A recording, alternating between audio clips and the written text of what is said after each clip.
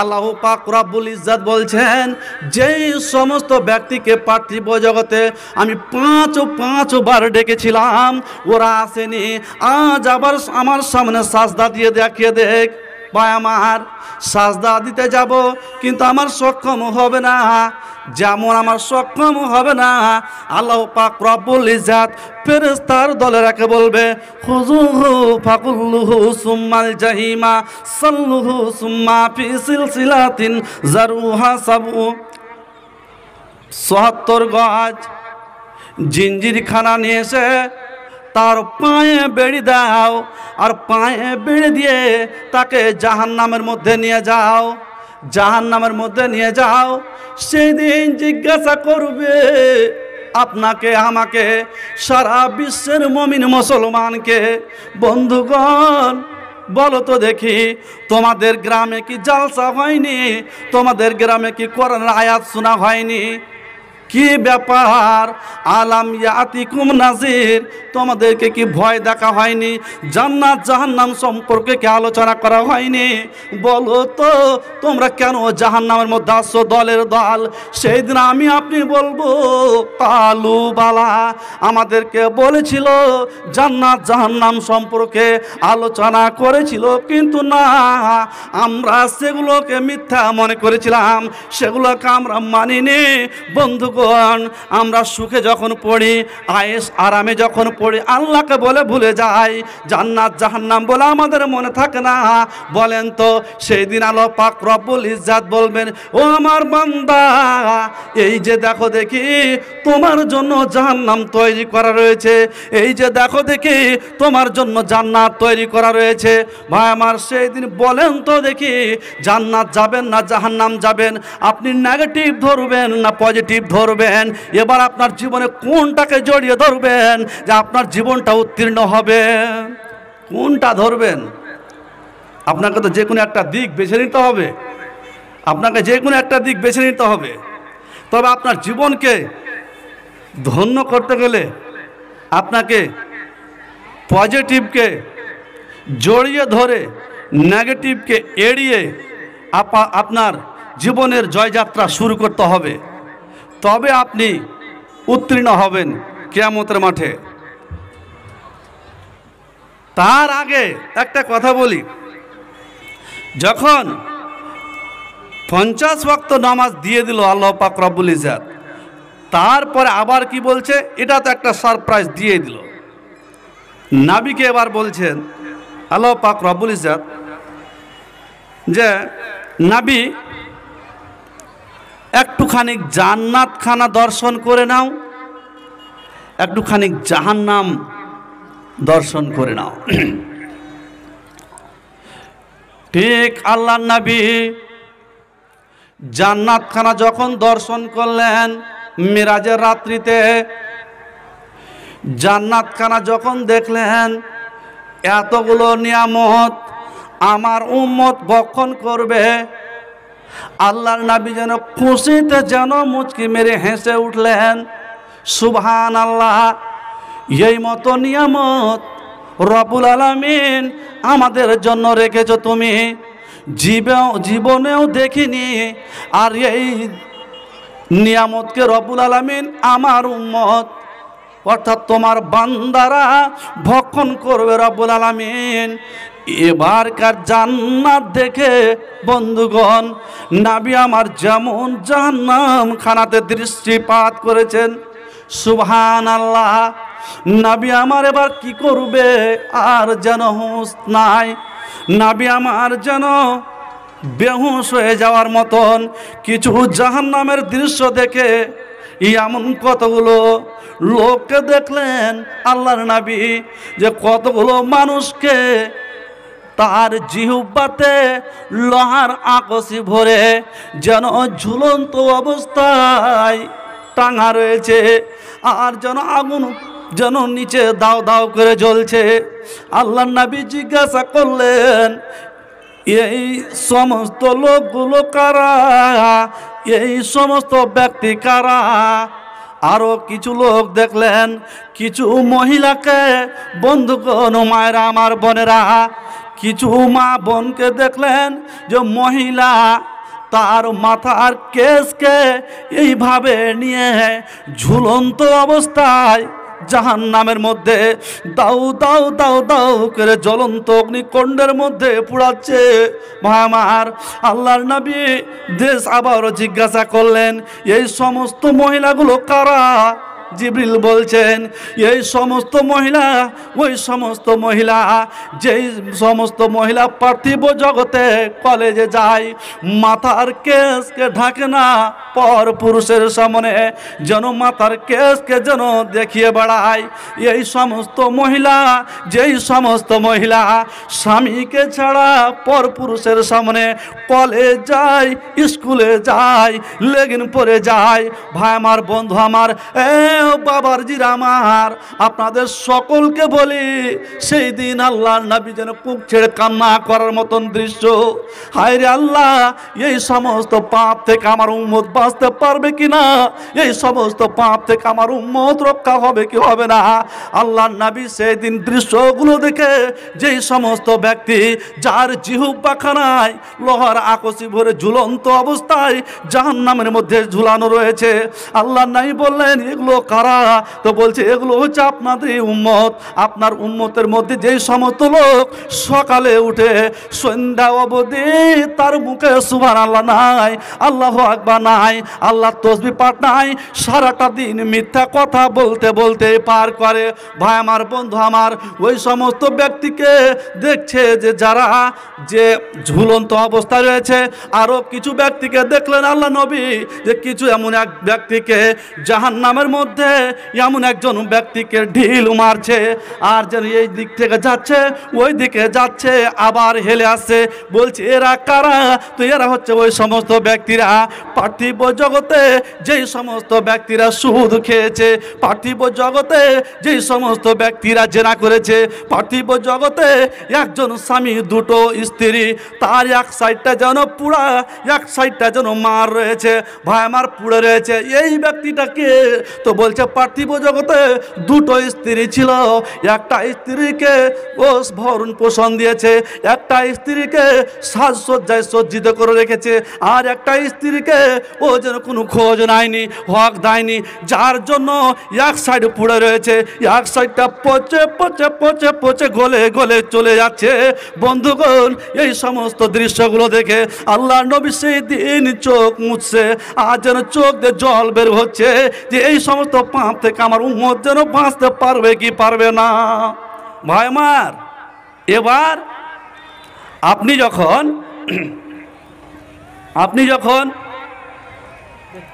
যাবেন ওখানে, হ্যাঁ, পিছন দিকে বাবাজিরা না দাঁড়িয়ে, খুব সুন্দর হচ্ছে, আপনারা সাইডে চলে আসবেন এইদিকে।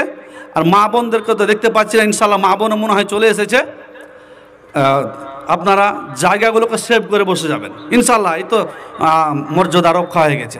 আর আশা করি আমি যেই জালসাতে যাব, আমি উঠলে ইনশাল্লাহ লোক এসে জমায়েত হবেই ইনশাল্লাহ। তো হ্যাঁ, কথা বলছিলাম যে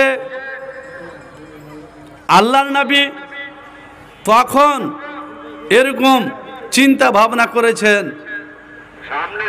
এবার আপনারা চিন্তা ভাবনা করেন, নেগেটিভ ধরবেন না পজিটিভ। আল্লাহর নবীর প্রেমে, আল্লাহর নবীর দেওয়ানায় নিজকে বিলীন করে দিতে হবে, তবে কিয়ামতের মাঠে আল্লাহর নবীর হাতের আমরা হাউজে কাউসারের জল পান করতে পাবো। ভাই আমার, বন্ধু আমার, সারাটা জীবন আমি পার করে দিলাম, নমাজটা কাকে বলে আমি জানলাম না। একটা ছোট্ট আপনাদেরকে কথা বলবো, কথাটা মানে লক্ষ্য করবেন। শেষ মুহূর্তে, জীবনের শেষ মুহূর্তে, সে সময়ও একটা অপশন দেওয়া হচ্ছে, সে সময়ে যেন আল্লাহকে বলে ভুলে যায় না, আল্লাহকে স্মরণ করছে। কি বলে? আমি বলছি আপনাদেরকে, আল্লাহ পাক রব্বুল ইজ্জত আল্লাহ পাক রব্বুল ইজ্জত ওই সমস্ত ব্যক্তিদের প্রতি রহম করবে। ইন তানসুরুল্লাহ ওয়া ইয়ানসুরকুম, যে সমস্ত ব্যক্তি আল্লাহর জন্য হয়ে যাবে, আল্লাহর মাদাদ করবে, আল্লাহ তাকে মাদাদ করবে। কোরআন মাজিদে রয়েছেন। আল্লাহর নবীর কাছে 10 জন সাহাবা উপস্থিত রয়েছেন। আল্লাহর নবীকে বললেন যে আমরা আমাদের গ্রামে নিয়ে গিয়ে কিছু আমরা তালিম নিব, একটুখানি আমাদের হেদায়েত করার জন্য দিবেন। আল্লাহর নবী চক্রান্ত বুঝতে পারলেন না, 10টা কোরআনের হাফেজকে দিলেন। তার মধ্যে হযরত খুবাব রাদিয়াল্লাহু তাআলা আনহু রয়েছেন, হযরত যায়েদ বিন দাসনা রাদিয়াল্লাহু তাআলা আনহু রয়েছেন, হযরত আব্দুল্লাহ বিন তারিক রাদিয়াল্লাহু তাআলা আনহু রয়েছেন। শর্টে বলি, এসে নিয়ে গিয়ে ধোকায় ফেলে দিল, উনাদেরকে হত্যা করে দিল। 3 জন ব্যক্তি থেকে গেল। হযরত আব্দুল্লাহ বিন তারিক রাদিয়াল্লাহু তাআলা আনহু অনুভব করলেন যে এটা আমাদের সাথে গাদ্দারি করা হলো। কেন গাদ্দারি করা হলো? আমাদেরকে দ্বীনি শিক্ষা নেওয়ার জন্য আল্লাহ নবী আমাদেরকে হেদায়েত করার জন্য পাঠিয়েছে, আর এত বড় আমাদের সাথে গাদ্দারি করা হলো। ভাই আমার, এবার হযরত খুবাব রাদিয়াল্লাহু তাআলা আনহু শেষে টিকে গেলেন। কিভাবে? মানে বিক্রি করে দেওয়া হলো। হযরত খুবাব রাদিয়াল্লাহু তাআলা আনহুকে কিনে নিলেন, যে তার বাবা হত্যা হয়েছে বদরের যুদ্ধে, তার বদলা নেওয়ার জন্য খরিদ করে নিল, শুলি কাস্টে চড়াবে। বন্ধুগণ, এবার শুলি কাস্টে চড়তে যাবে, এই মতো অবস্থায় আল্লাহর নবীর সাথে সাক্ষাৎ নেই, দেখা নেই। শেষে আল্লাহ পাক রব্বুল ইজ্জাতের কাছে ফরিয়াদ করলেন, রব্বুল আলামিন, আমরা যে এরকম হলাম, 10 জন কোরআনের হাফিজ নিধান হয়ে গেলাম, নবী আমার এখনো জানে না। নবীর সাথে সম্পর্ক, ভালোবাসা, প্রেম প্রীতি, শেষ পর্যন্ত আমরা নবীর সাথে সাক্ষাৎ তো পেলাম না, নবীকে সালামও দিতে পেলাম না। ভাই আমার, হযরত খুবাব রাদিয়াল্লাহু তাআলা আনহুকে শুলি কাস্টে চড়াবেন, এই মতো অবস্থায় একটুখানি নখগুলো বেড়ে গিয়েছে, একটু মোচগুলো বেড়ে গিয়েছে। তো হযরত খুবাব রাদিয়াল্লাহু তাআলা আনহু ভাবছেন যে আমি তো এখন আল্লাহর সাথে দিদার করব, আমার বিশ্ব মালিকের সাথে, আমার স্রষ্টার সাথে আমি সাক্ষাৎ করব। এরকম হয়ে না, যেখানে রাখা রয়েছে, যে বাড়িতে বন্দি করে রাখা রয়েছে, বন্ধু আমার, সেই বাড়ির মহিলাকে বলল, বোন এখন আমাকে বেলেট দিবে, বেলেট খানার আমার একটু প্রয়োজন রয়েছে, নখগুলো বেড়ে গিয়েছে, আমার মোচটা হালকা বেড়ে গিয়েছে। বন্ধু, এবারকার যেমন এই কথা বলা, মহিলাটার কিছু না ভেবে একখানা যেন বেলেট নিয়ে গিয়ে দিল। বেলেটখানা নিয়ে নখগুলো পরিষ্কার করছে, এবার নিজকে একটু পরিষ্কার করছে। ইতিমধ্যে ছোট্ট একটা কচি বাচ্চা এবার কাজ চলে এসেছে ওই মহিলার। দূর থেকে যেন এবার চিল্লে উঠেছে, হায় আল্লাহ, আমার ছেলেকে হত্যা করে দিবে, আমার ছেলেকে কায়দি জেলে রয়েছে, আমার ছেলেকে বেলেট দিয়ে খুর দিয়ে আমার ছেলেকে হত্যা করে দিবে। দূর থেকে ঝাপটে চলে এসেছে। হযরত খুবাব রাদিয়াল্লাহু তাআলা আনহু ওই ছেলেটাকে কোলে নিয়ে এবার ভাবছে, হায় রে, বাড়ি থেকে এসেছি, এ বাচ্চাদের দেখে এসেছি, আর সাক্ষাৎ হলো না। বাড়ি থেকে এসেছি, আর যেতে পেলাম না। বাচ্চাটাকে নিয়ে আদর করছে, আর ওই মহিলাটা যেন দূর থেকে ভেবেছিল যে আমার ছেলেকে হত্যা করে দিবে, আর রাখবে না। যেমন এই কথা বলা, বাচ্চাটাকে সুন্দর করে ফিরিয়ে দিল মায়ের কাছে। এবারকার শেষ যে একটা ওসিয়ত, যেই কোনো আসামিকে, যেই কোনো যখন আসামিকে ফাঁসিতে চড়া হয়, তার জীবনের শেষ যেন একটা আরমান অভিমান মিটায়। কি করতে চায়, কি খেতে চায়, কি করতে চায়, শুলি কাস্তে চলে যাবে, ফাঁসি দিয়ে দেওয়া হবে। তো তাকে একটা শেষ প্রশ্ন করা হয়, আমাদের ভারতের সংবিধানে রয়েছে, বন্ধুগণ, কোনো আসামিকে যদি অ্যারেস্ট করা হয়, ও আসামি যদি জানতে চায় স্যার আমাকে কি অপরাধে অ্যারেস্ট করা হলো, বলতে বাধ্য, বলতে হবে। না না না, হায় রে মুসলমান, ওই দেখুন দেখি হযরত খব্বাব রাদিয়াল্লাহু তাআলা আনহুর ইতিহাস। ওই সময় হযরত খব্বাব রাদিয়াল্লাহু তাআলা আনহু আল্লাহকে বলছে, রব্বুল আলামিন আমি কিছু চাই না, আমাকে সুলি কাস্তে চড়াচ্ছে, জিজ্ঞাসা করছে, খব্বাব তুমি কি চাইছো, তুমি তোমার মনের আরমান কি, তোমার মনের সাধ বাসনা কি, তোমাকে শেষবারের মতন জিজ্ঞাসা করছি, তোমার সামনে ওই সুলি কাস্তে চড়িয়ে দিব। হযরত খব্বাব রাদিয়াল্লাহু তাআলা আনহু এবার বললেন, আমি কিছু চাই না, আমি 2 রাকাত নামাজ পড়তে চাই। বন্ধুগণ, আমি এই জন্য বলছি যে আল্লাহর প্রেমে পাগল হলে বিপদে পড়লে আল্লাহকে ভোলা যাবে না। আমি যদি কষ্টে পড়ি তবু আল্লাহকে ভুলবো না। হযরত খব্বাব রাদিয়াল্লাহু তাআলা আনহু শেষবারের মতন অনুমতি চাইলেন যে আমি 2 রাকাত নামাজ পড়ব, 2 রাকাত আমি নামাজ পড়ব, আর কিছু চাইব না। 2 রাকাত নামাজ পড়লেন।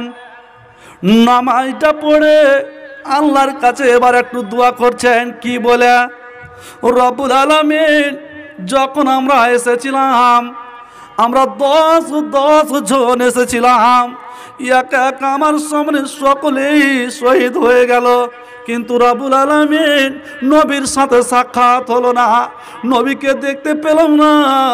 এমনকি শেষবারের মতন কাউকে যে সালামটা দিয়ে পাঠাবো তার মতন ব্যবস্থা হলো না। আল্লাহ পাক রব্বুল ইজ্জত আর সাজিম থেকে বলছেন, ওরে জিবরিল তুমি যাও, আমার খব্বাবের সালামকে তুমি নবীর কাছে পৌঁছে দাও, আমার বিশ্ব হাবিবের কাছে পৌঁছে দাও। নবী আমার নামাজ পড়ার জন্য উজু করছেন। ইতিমধ্যে হযরত খব্বাব রাদিয়াল্লাহু তাআলা আনহু বলছেন, রব্বুল আলামিন আমি তোমাকে সালাম দিয়ে দিলাম, আল্লাহর নবীকে আমার শেষবারের মতন সালাম পৌঁছে দাও। নবী আমার বসে রয়েছেন, সামনে পিছনে কিছু সাহাবায়ে কেরাম রয়েছেন। ইতিমধ্যে আল্লাহর নবী চট করে কেউ সালাম দেয়নি, আল্লাহর নবী যেন ওয়া আলাইকুম আসসালাম যেমন বললেন, সাহাবায়ে কেরাম বললেন, কি ব্যাপার হুজুর, কেউ তো সালাম দেয়নি, আপনি ওয়া আলাইকুম আসসালাম আপনি কেন বললেন বলেন তো। যেমনই কথা বলা, আল্লাহর নবী চোখ দিয়ে ঝরঝর ঝরঝর কে অশ্রু প্রবাহিত হচ্ছে। কি কেন? এই জন্য 10টা আমি কোরআনের হাফেজ পাঠালাম। সাহাবায়ে কেরাম 10টা আমার নয়নের মনিকে হত্যা করে দিয়েছে। শেষবারের মতো খব্বাব আমাকে সালাম জানিয়েছে।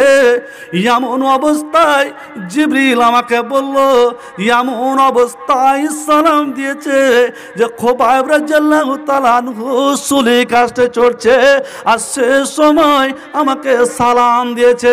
ভাই আমার, বন্ধু আমার, মুসলমানের অবস্থা দেখুন দেখি।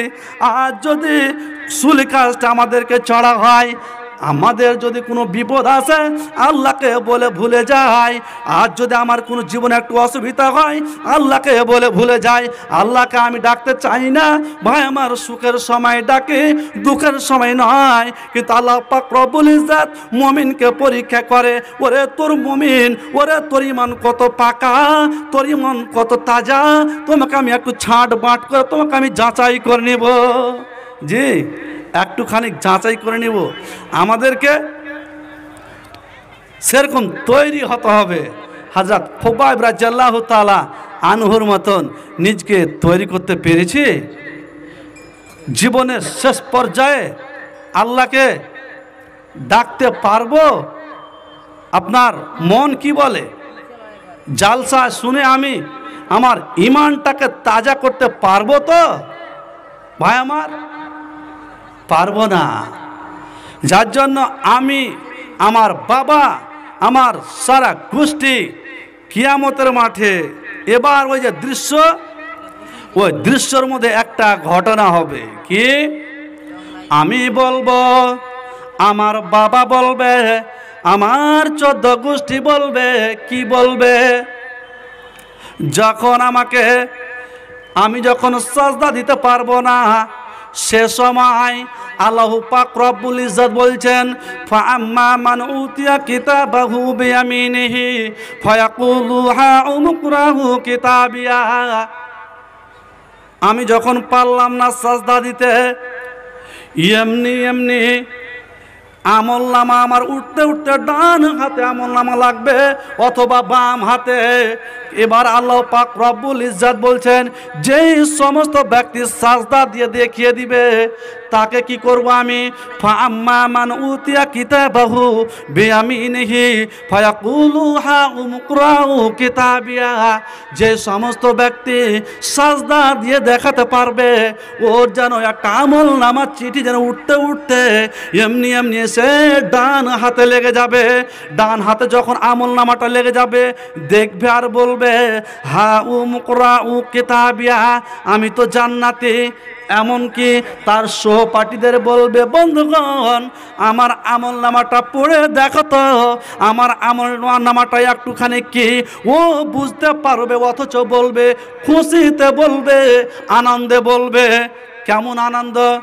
আমার ছেলে, আপনার ছেলে মাধ্যমিক দিয়েছে, রেজাল্ট বেরিয়েছে, পাস করেছে, বোর্ড স্ট্যান্ড করেছে, বোর্ড ফার্স্ট হয়েছে। সে সময় বাবার সামনে যখন দাঁড় হয়, মায়ের সামনে যখন দাঁড় হয়, মিষ্টির ঠোঙা নিয়ে শিক্ষকের সামনে দাঁড় হয় মিষ্টির ঠোঙা নিয়ে, স্যার আমি পাস করেছি, আব্বা আমি পাস করেছি, আনন্দে খুশিতে বলে। এবার কাজ যার আমলনামা বাম হাতে লেগে যাবে তার অবস্থা কি হবে বলেন তো? তার অবস্থা কি হবে আমাকে একটু সেটা দেখতে হবে ভাই আমার। তো তার অবস্থাটা আমি যে বলেছি আমার বক্তব্যের মাধ্যমে নেগেটিভ আর পজিটিভ দুটো দিক ফুটে উঠবে। এই দুটো দিককে আপনাকে লক্ষ্য করতে হবে। যার আমলনামা ডান হাতে লেগেছে, ফেরেশতারা এসে যেন এবারকার জান্নাতে নিয়ে যাওয়ার জন্য ওয়েলকাম, স্বাগতম জানাচ্ছে। চলো চলো জান্নাতে, চলো জান্নাতে, চলো জান্নাতে যাচ্ছে। জান্নাতে গিয়ে আল্লাহ পাক রব্বুল ইজ্জত এত সুন্দর মনোরম করে বানিয়েছে জান্নাত। প্রথমে গিয়েই বলবে, রব্বুল আলামিন জীবনেও এরকম জান্নাতে ঘর দেখিনি, জান্নাত দেখিনি এরকম। তোমার নিয়ামত রয়েছে জানতাম না, তোমার নিয়ামত এত সুন্দর জানতাম না। কানে শুনেছি, চোখে দেখিনি আল্লাহ, চোখে দেখলাম। এবার চোখে তো আমি দেখলাম, তো কি হবে আমার? চোখে দেখলাম। আল্লাহ পাক রব্বুল ইজ্জত ওই সমস্ত বান্দাদেরকে যারা জান্নাতে হবে, জান্নাতে যারা চলে এসেছে, আল্লাহ পাক রব্বুল ইজ্জত সমস্ত জান্নাতি ব্যক্তিদেরকে আল্লাহ পাক রব্বুল ইজ্জত বলবে, ওরা আমার জান্নাতি ব্যক্তিরা, ওরা আমার বান্দা। ওই সমস্ত বান্দাদের আমি সাথে সাক্ষাৎ করব, দিদার করব। তো কে কি পেয়েছো বান্দা, তুমি কি সব পেয়েছো? সমস্ত জান্নাতি ব্যক্তি বলবে, আল্লাহ আমরা সব পেয়েছি, সব পেয়ে নিয়েছি। না না, তোমরা একটা জিনিস এখনো পাওনি, তোমরা সেই জিনিসটা ভুলে গিয়েছো। না রব্বুল আলামিন, সমস্ত জিনিস আমরা পেয়ে নিয়েছি। কি জিনিস পাওনি? একটা জিনিস পাওনি তোমরা, সেটা তোমরা ভুলে গিয়েছো, তোমরা বুঝতে পারোনি। না না না না, আল্লাহ পাক রব্বুল ইজ্জত বলবেন, ওই সমস্ত জান্নাতি ব্যক্তিরা বসে রয়েছে, আপনারা যে মতো বসে রয়েছেন জালসা গায়ে, আল্লাহ পাক রব্বুল ইজ্জত বলবেন, বান্দারে তোর সাথে আমার সাক্ষাৎ হয়নি, আমাকে দেখোনি, আমাকে করনি, আমাকে তোমরা দেখবে নাকি? সেই দিন বলবে, আল্লাহ তোমাকে আমরা দেখব, কিন্তু আমরা সমস্ত নিয়ামত পেয়ে আল্লাহ ভুলে গিয়েছি রব্বুল আলামিন। আল্লাহ পাক রব্বুল ইজ্জত সমস্ত জান্নাতি ব্যক্তি ফেল করে চেয়ে থাকবে, তাকাবে, আর কি করবে? জান্নাতি ব্যক্তি আসবে আর বসে রইবে। আল্লাহ পাক রব্বুল ইজ্জত বলবেন, তোমরা সব পেয়েছো? রব্বুল আলামিন সমস্ত জিনিস পেয়ে নিয়েছি, সব পেয়ে নিয়েছি, একটা জিনিস পাওনি বান্দা তোমরা। কি? উজুহু ইয়াউমাইযিন নাযিরা, বান্দা তোমরা আমাকে দেখতে পাওনি। সেই দিন আল্লাহ পাক রব্বুল ইজ্জত নিজকে কি করবে? প্রকাশ করবে। সমস্ত জান্নাতি ব্যক্তিরা আল্লাহকে দেখে আর বলবে, রব্বুল আলামিন তোমার চেহারায় এত যে সুন্দর জিনিস, তোমার চেহারায় যে এত যে রহমত, আগে জানতাম না। তোমার চেহারা দেখে মনে হচ্ছে সমস্ত জান্নাতের যেন নিয়ামতকে আমি ভুলে গেলাম। আমরা তোমার চেহারার মধ্যে এতগুলো নিয়ামত রয়েছে, আমরা ভাবতে পারিনি রব্বুল আলামিন। সেই দিন সমস্ত জান্নাতি ব্যক্তি আল্লাহর দিকে চেয়ে থাকবে, আর আল্লাহকে দেখবে, আর আল্লাহ বান্দার দিকে চেয়ে থাকবে। সেই দিন বলবে, উজুহু ইয়াউমাইযিন নাযিরা। আল্লাহ পাক রব্বুল ইজ্জত সমস্ত জান্নাতি ব্যক্তিদের চোখের ব্যাটারিকে বাড়িয়ে দিবে, ভোল্টেজকে বাড়িয়ে দিবে। বন্ধু আমার, আল্লাহ পাক রব্বুল ইজ্জত বলবেন, ওরে আমার বান্দা, তোমরা আমাকে দেখতে পাওনি, না দেখে বিশ্বাস করেছিলে, না দেখে তোমরা আমার ঈমান এনেছিলে। আর না দেখে যার ডান হাতে আমলনামা লাগবে তার পরিণাম এটা, যার বাম হাতে আমলনামা লাগবে। ওয়া আম্মা মান উতিয়া কিতাবাহু বিশিমালিহি, ওর যখন আমলনামাটা উঠতে উঠতে যখন বাম হাতে লেগে যাবে, তখন ও যেন বসে যাবে। কোনো ছাত্র যদি ফেল করে, তবে ও মানুষের সামনে মুখ দেখাতে চায় না, বন্ধুগণ, শিক্ষকের সামনে দাঁড়াতে চাই না, বাবার সামনে দাঁড়াতে চাই না, কেননা ও ফেল করেছে। যার বাম হাতে আমলনামা লেগে যাবে, ও ডুকরে ডুকরে কানবে। আমি বলবো, আপনি বলবেন, সারা 14 গোষ্ঠী আমার বলবে। কি বলবে? একটা ভাষা কিয়ামতের মাঠে, ইয়া লাইতানি কুনতু তুরাবা। রব্বুল আলামিন মানুষ রূপে পয়দা না হইয়া বাম হাতে আমলনামা লেগেছে। রব্বুল আলামিন মানুষ রূপে পয়দা না হইয়া, আল্লাহ আমি যদি মাটি হয়ে যেতাম তবে বেশি ভালো হতো। কিন্তু আল্লাহ বলবে, না রে না, তোকে যেতে হবে না, তোকে যেতেই হবে, লাল ঘরে যেতেই হবে। কেননা আজকে তুই নিজকে মাটি মনে করছিস, কিন্তু যখন দুনিয়াতে ছিলি, পার্থিব জগতে, নিজকে তুই সোনা মনে করেছিলি। তোর এত পাওয়ার ছিল রে, তোর মোবাইলের পাওয়ারে থানা থেকে এমএলএ এসপি এসডিও বের হতে পারেনি। তুই আজকে নিজে মাটি মনে করছি, কিন্তু না না না, তুমি নিজকে সোনা মনে করেছিলে। বন্ধুগণ, তো জাহান্নামের মধ্যে আমাকে যেতেই হবে। জাহান্নামের মধ্যে যদি আমাকে যেতে হয়, আল্লাহ পাক রব্বুল ইজ্জাত বলেছিলেন যে যে সমস্ত মানুষ জাহান্নামে চলে যাবে ওই সমস্ত মানুষ আল্লাহ পাক রব্বুল ইজ্জাত এবং আল্লাহ পাকের নবীও বলেছেন উদ্ধার পাওয়ার একটাই নিয়ম, আস-সাদকাত ও তারুদ্দুল বালা। আমি বলবো যে জান্নাত নেওয়ার জন্য, জাহান্নাম থেকে উদ্ধার পাওয়ার জন্য আমি 1000 করে টাকা 5 জনের কাছে চাইছি। আমার বন্ধুগণ চলে এসেছে। যাই হোক, আলহামদুলিল্লাহ আপনাদের জালসা কামিয়াব হবে। আসুন দেখি, আমার একটুখানি বলবো রিকোয়েস্ট করে 1000 করে টাকা 5টা লোক আমার বাবাজি এখানে দেখি। আর আমার বন্ধুগণ, আমার দাদা যাই চলে এসেছে। আর অসুবিধা নেই, জালসা আমাদের ইনশাল্লাহ যেরকম ধারাবাহিক আমাদের বক্তা চলতেই থাকবে।